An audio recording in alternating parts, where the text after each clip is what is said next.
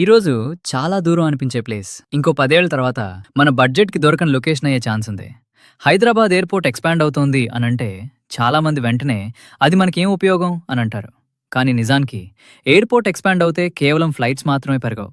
దాని చుట్టూ బిజినెస్‌లొస్తాయి, లాజిస్టిక్స్ పెరుగుతుంది, హోటల్స్ వస్తాయి, ఉద్యోగాలు పెరుగుతాయి. వాటితో పాటు ఇళ్లకు, భూములకు కూడా డిమాండ్ పెరుగుతుంది. శంషాబాద్‌ని ఒకసారి గుర్తు చేసుకోండి.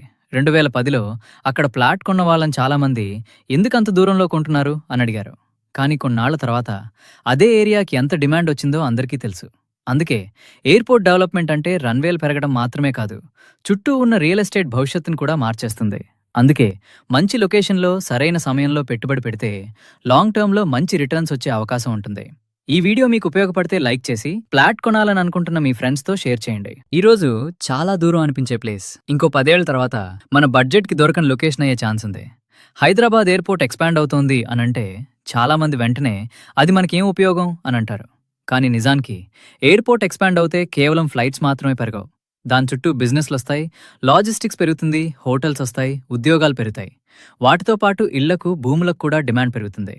శంషాబాద్‌ని ఒకసారి గుర్తు చేసుకోండి. 2010లో అక్కడ ప్లాట్ కొన్న వాళ్ళని చాలామంది ఎందుకంత దూరంలో కొంటున్నారు అని అడిగారు.